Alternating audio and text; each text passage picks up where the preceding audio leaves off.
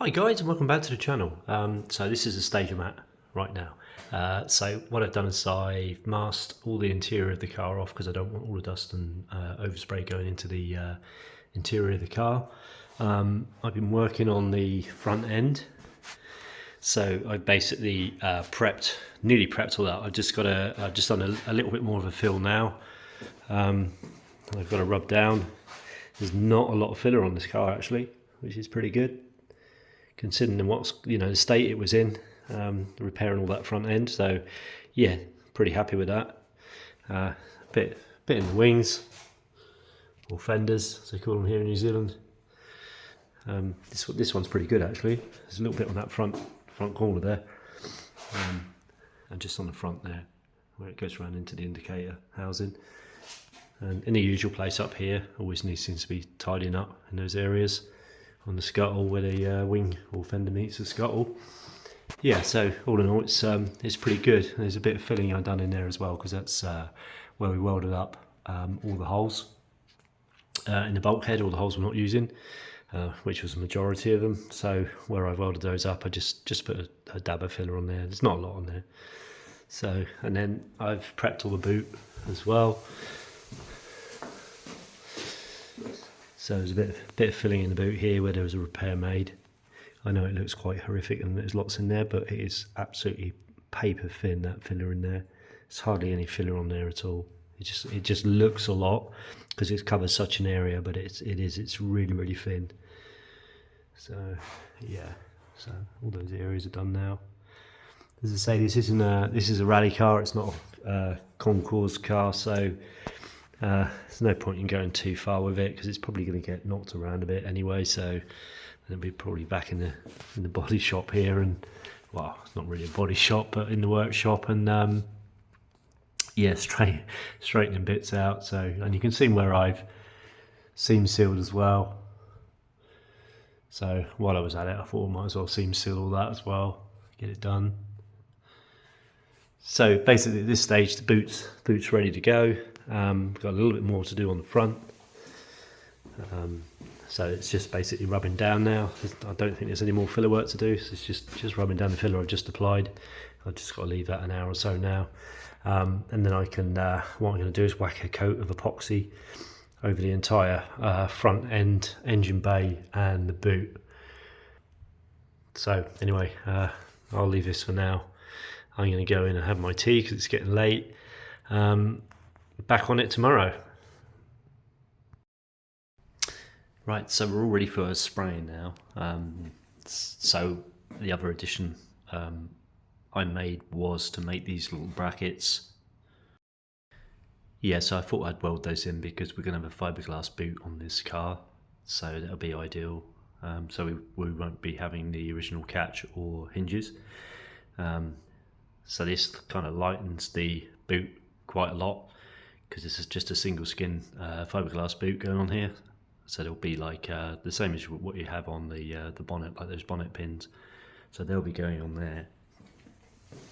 The front's now already just done the last little bit of seam sealing, so that's done now. Where the scuttle meets the fenders or wings, so that's done both sides, and the bit at the front as well, is a tiny bit at the front, so that's seam sealed as well. So we're basically we're all ready to go. So anyway, let's get some more primer on it. Okay guys, so I've just sprayed the boot and front of the car with an epoxy. So I've used a white epoxy on the main of the car, and I've just sprayed the boot with the white as well. And I've done that, you can't really see it here because I'm outside the booth, but I've sprayed white in the engine bay. And you can see there's some black on there as well. That's still epoxy. It's a different paint, it's from the same company, it's got a higher zinc content, but that's not the reason I'm using it. The reason I'm using that on the fenders in the front and around the windscreen is because it's a wet and wet. The white one isn't, so the white one has to be abraded for the next coat, whether you use a high build or you can literally go straight over the top of that. You have to leave it a day, abrade it, and then you can go straight over that with a top coat. So the engine bay and the boot, I'm literally going to just scotch pad that and then shoot 2 or 3 coats of the top coat over it. But while I'm using the epoxy now, I can, because it's a wet on wet, the black one, I'm going to leave it an hour or so now, and then I'm going to spray a high build primer over the fenders and around the frame and across the front, because the outside of the car I want to be better finish than obviously in the engine bay and the boot. As I say, it's a rally car, it's not a concours, but it'd be nice to make it look presentable. It's not a lot more effort to get it there, you know, so I might as well do it. Anyway guys, I'll pop my mask on and a quick walk around the car so you can have a quick look. Okay guys, it's going to be a bit muffled because I've obviously had to put my mask on. So that's a boot. As I say, it's not a concours finish, it's just presentable, as you can see.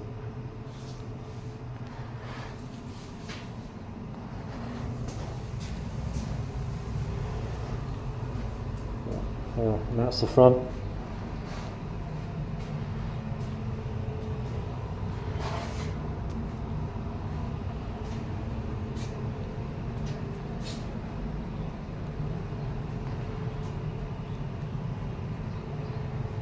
That's the hardest bit, up under the scuttle. I actually crawled underneath the car there into the engine bay. Because this is being on a trolley, it's up a bit higher so I can get right underneath. Yeah, so I crawled underneath and I could look up and shoot as much paint in there as possible, trying to get all the nooks and crannies. See if I can get a picture of that underneath. Try and poke the camera up there. You can see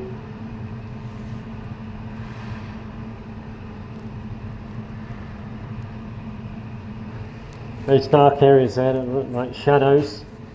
Sorry, yeah, dark areas looks like they're misses and shadows. It's not, it's where the paint is shot through the holes at the top here, and it's just sprayed a bit of black over the top of the white.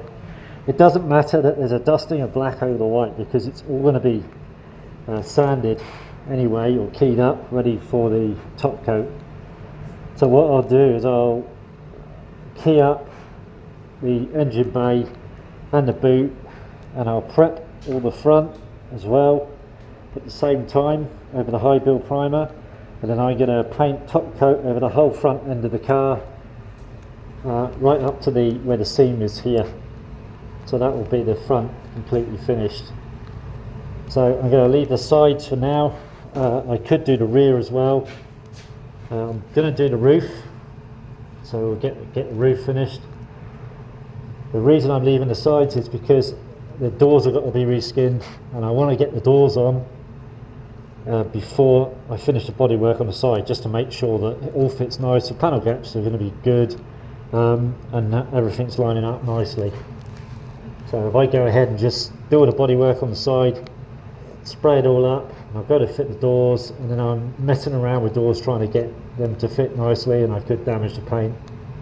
So you kind of go backwards. So yeah, there's a tip: always fit your doors first. But any car sprayer will know that anyway. The bodywork guy. Okay, so I've just sprayed some grey primer over the top of that black epoxy. So I've used a fast hardener on there. It flashes off in about 5 minutes. It's probably about, I don't know, 22 degrees in there at the moment. So it's kind of, you could have got away with a normal hardener, but would have been no problem at all. But I wanted it to bang off really quick so I can get plenty of get the coats on there pretty quick, so get it done. Because it's yeah, it's a small area, it makes it a lot easier. You could do the car with it, you'd probably get away with it, but you'll find that you'll get lots of dry edges with the fast hardener because it just bangs off too quick, especially if it's warmer. So if it was a bit warmer in there, yeah, it might have been a bit of a problem using the fast one, but hey, it's okay today. It's got the job done. I'll quickly pop in there and show you. So there you go, all primed up, ready for sanding back. So I'll block that back now. It's not brilliant. There's a few little areas. There's a little area just here, missed with a filler, so I could have done a bit in there, and I found a a dent here as well. I don't know if you can pick that up on the camera. Probably not, but yeah, there's a really small dent there. But as I say, because it's a competition car, there really isn't any point in filling it. So I'll get away with it, it'll look presentable enough. You will see it, but hey, I'm sure it's going to get a few more dents and bangs, so yeah, it'll do.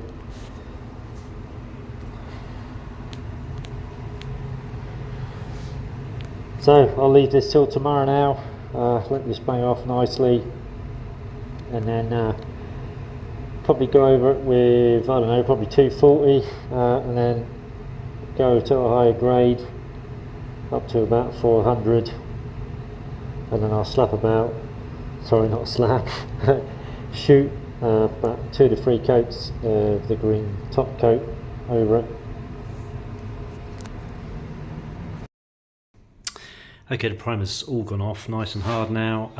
This is the following day, so now I'm blocking it back. So what I'm using first is a guide coat. So that's the guide coat there, so you just rub that in, and then I'm blocking it with 240 at the moment. You can see these dark areas over here, so that's the epoxy primer underneath. It's great to have a colour difference in your coat underneath, because you know when you're getting close then. So as soon as you see the coat underneath coming through, so you could, I mean, I go over lighter with the white or yeah, the black, because straight away you can see it, so you know how far you can go. Now this is starting to show some dents, so you can see there is a dent, and there is a dent. Ordinarily you would be you'd have to address those, fill them, get them right. As I say, because it's a competition car, no point. So I'm just going to make it look presentable. It will look okay, and you will see it, but it is quite a small dent, so yeah. So what I'll do next is I'll finish with a 240 over the whole front with a guide coat, and then I'll put another guide coat on the fenders and around the window. I won't even bother at the front, it's really no point. And then I'll do a 400 blocked over that, and then that'll be it. So then she'll be ready for top coat. Okay guys, so it's the following morning. Quite warm in the booth. It's probably about 25 degrees in there at the moment. So I've just sprayed 3 coats top coat over the front of the car, and I think I only put 2 in the boot. So yeah, I'll take you in there and you can have a quick look around the car. I'll just see it. Obviously I've got to put my mask on because I've only just sprayed it, so I'll probably sound a little bit muffled.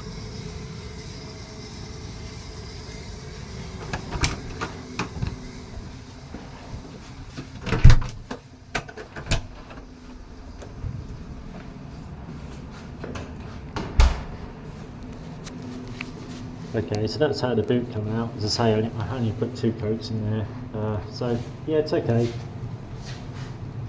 Could have probably done with another coat, but it's covered. That's the main thing. So yeah, certainly tidies the boot up.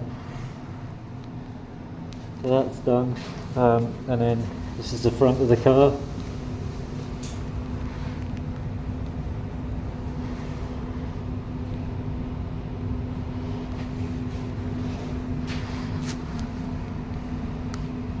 So there was a dent around here somewhere, but I actually, by the time I sanded it all back, took down to the 400, it was just about gone, and you can't actually see it in the paint. So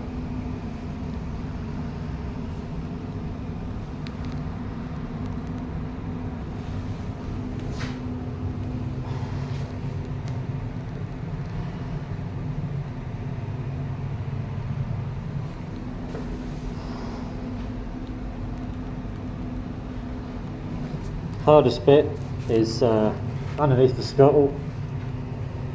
So say because the car's quite high on this trolley, it means I can crawl underneath. And as you can see, just about got it in there. So underneath there.